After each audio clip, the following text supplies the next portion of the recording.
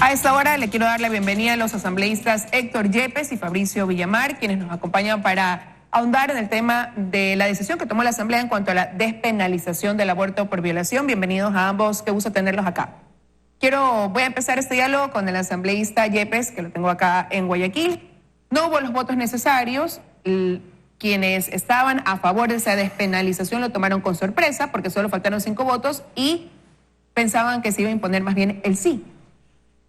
¿Prevaleció el cálculo político en esta votación, asambleísta?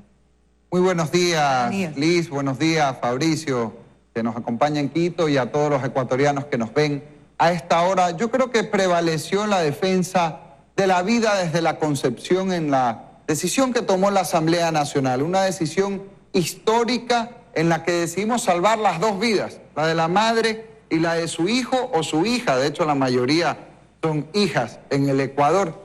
Y, por supuesto, más allá del debate que acaba de ocurrir en la Asamblea, hoy por hoy lo que debemos pensar es cómo generar acciones positivas desde el Parlamento, desde el Gobierno Nacional, para reducir la violencia sexual en el Ecuador, para ayudar a las mujeres y también para proteger al ser humano que tiene vida desde la concepción, más allá de cualquier postura religiosa. Eso es lo que dice el artículo 45 de la Constitución. Y yo creo que es correcto haber votado a favor de que esa vida humana que existe, que tiene derecho a crecer, nacer y seguir viviendo, haya sido respetada en la Asamblea Nacional. Antes de ahondar en eso que usted acaba de mencionar que se debe ampliar, quiero darle los buenos días también al asambleísta Villamar y preguntarle, bueno, ¿cuál es su opinión?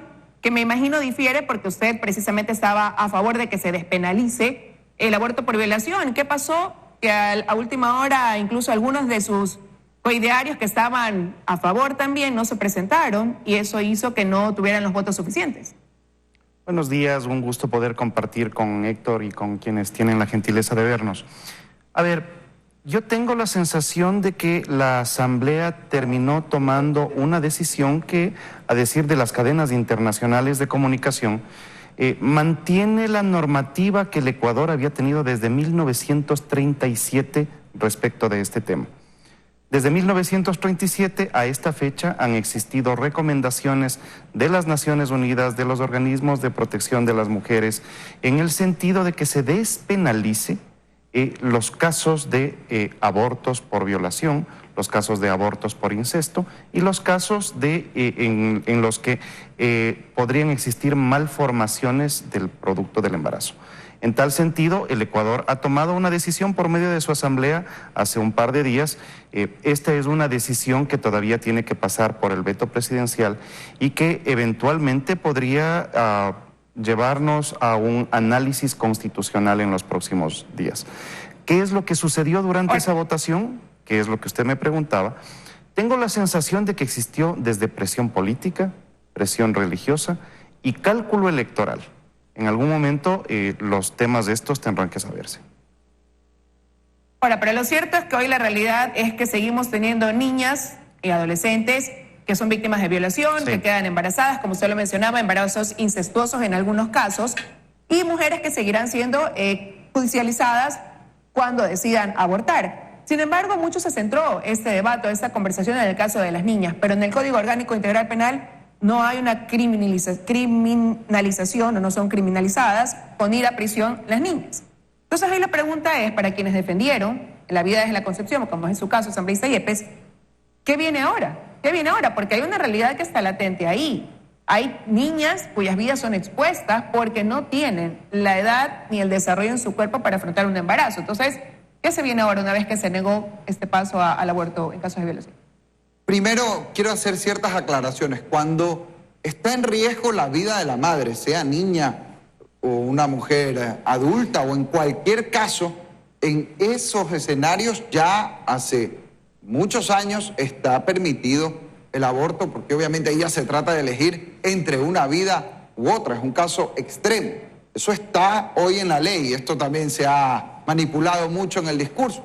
Segundo, en el Ecuador no existe ninguna mujer presa por aborto por violación o por las causales que se pretendían reformar. Aquí nos hemos centrado en un debate sobre casos que los propios datos oficiales demuestran que no existen en la práctica. Y tercero, lo que se proponía era legalizar el aborto. ¿Por qué? Porque más allá del tecnicismo jurídico de el aborto no punible, la consecuencia práctica de esta reforma habría sido que en la práctica, valga la redundancia, se autorice el aborto en centros de salud. Pero no se autorizó, ¿y qué se viene ahora entonces? Lo que tenemos que hacer es, desde la Asamblea y desde el Gobierno Nacional, uno, exigir que se cumpla la ley que ya existe en materia de prevención de violencia contra la mujer. Lamentablemente el gobierno en el último presupuesto general del Estado no le destinó ni un centavo a esta materia. Así es. Y eso tiene que ser una prioridad de Estado. Eso ya está en la ley. Aparte, nosotros estamos preparando un proyecto de ley para apoyar a las familias, apoyar a las mujeres, no solo permitiendo, por ejemplo, la adopción desde el vientre, reconociendo el estatus pleno de persona del ser humano desde el momento de la concepción, como lo dice la Constitución, sino también ordenando que el Estado tenga un acompañamiento como debe ser a toda mujer que es víctima de la violencia, de la mano también con insistir en penas duras contra los verdaderos culpables de estas situaciones, que son los violadores. Yo en eso he sido muy frontal, propuse cadena perpetua incluso en este debate penal contra los violadores. No se incluyó finalmente en las reformas, pero creo que es un tema en el que hay que debatir e insistir. Se desaprovechó la oportunidad para incluir ese tema. Asambleísta Villamar, ¿sería este el camino que tocaría recorrer ahora, lo que dice el asambleísta Yepes, considerándolo como una opción tras esa decisión que primó en la Asamblea y también partiendo de que esto es un problema que ya se está convirtiendo también, valga la redundancia, en un problema de salud pública incluso? Desde el año 2004 hasta la presente fecha existen alrededor de 437,000 abortos practicados en el Ecuador. Por eso parte de las cosas que hay que entender es que la mejor forma de perder autoridad es emitir normas que nadie las va a cumplir. El aborto simplemente seguirá existiendo y las preocupaciones que deberíamos tener es que se trata de un caso de salud pública. Quienes tengan una preocupación de que asistir a un centro de salud para pedir que se practique un aborto puede conducir a una penalización, para el caso actual, si bien es cierto que no existen mujeres que estén presas, pero sí existen casos de judicialización. En este año tenemos alrededor de 380 casos de judicialización por temas de aborto. Tengo la sensación de que lo que plantea Héctor respecto de la protección, del acompañamiento, del cuidado tanto a la madre o las capacidades que tenga el Estado para la persecución a los perpetradores no son ajenas a la posibilidad de buscar la despenalización en estos casos que se han mencionado. Mire, el Ecuador ya contempla 2 casos de no punibilidad en temas de aborto. El uno, cuando el producto del embarazo puede poner en riesgo la vida de la madre, y el segundo, cuando se trataría de violación a una mujer con incapacidad mental. ¿Por qué este segundo caso es realmente importante? Porque se trata de un caso en el cual no existe conciencia ni voluntad para el hecho. Por lo tanto, el respeto a la conciencia y voluntad es parte de las cosas que tiene que analizarse. Este es un debate que arranca, esto no se queda aquí. Y me parece que es bueno que el Ecuador esté discutiendo eso. Posiblemente la discusión no haya sido suficientemente técnica, profunda o respetuosa. Sin embargo, ha comenzado una discusión, ya es algo. Ahora, pero se va a incluir dentro de ese debate algo que mencionaba también el asambleísta Villamar, se lo pregunto al asambleísta Yepes, y este tema de que el aborto se va a seguir realizando como se lo ha venido haciendo, de manera clandestina. Por eso tampoco hay quizás mujeres criminalizadas, porque no hay un registro real hasta cierto punto de todos estos casos, que muchos no son judicializados incluso porque no son expuestos o no se los llega ni siquiera a conocer, pero también es una realidad que a diario sucede, ¿no? A ver, el aborto por supuesto que es una realidad.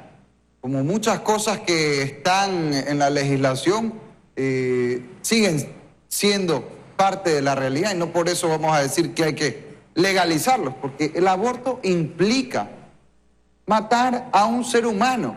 Muchos hablan de aborto seguro, lo único seguro en un aborto es que un ser humano vivo en el vientre de su madre se va a morir. Y yo creo que eso desde el Estado, como asambleístas, no podemos avalarlos, eliminar una vida humana, matar a una persona no es la solución. Se está protegiendo una vida, pero también hay los casos en que qué vida también o qué tipo de vida le puede esperar a esa criatura cuando esa madre realmente lo rechaza, cuando ve en ese crecimiento o en ese ser algo que la marcó para siempre y que le dolió. Entonces, ¿cómo proteger también o garantizar una vida plena para esa criatura que sí, nació, pero que a lo mejor no va a recibir amor nunca de esa persona que lo trajo al mundo? Por eso tenemos que trabajar en el acompañamiento, en fórmulas para permitir la adopción, que es un vía crucis en el Ecuador. Estamos trabajando. Sí, hoy estamos trabajando ya algunos legisladores y entiendo también desde algunos sectores del gobierno en este tema. Y quiero rescatar algo que decías, Fabricio, y tiene razón. Pese a la discrepancia que tengamos en cuanto a la legalización o despenalización del aborto, creo que vamos a coincidir en esto y eso es positivo, porque yo creo que más allá del debate que es parte de la democracia y que yo siempre con mucho respeto valoro las opiniones distintas a la mía, ojalá podamos tener en cambio un gran consenso para ayudar a las mujeres de manera efectiva y real, que es la verdadera urgencia en el Ecuador. Ahora, asambleísta Villamar, usted decía, el debate recién arranca. Esto todavía hay cosas que hay que poner sobre la mesa, pero lo cierto es que ahora esa decisión de la Asamblea en torno a las reformas al COIP pasa a manos del Ejecutivo y ahí está la expectativa, en ver cómo será ese veto. ¿Qué esperan ustedes que se ejecute en ese sentido por parte, repito, del Ejecutivo?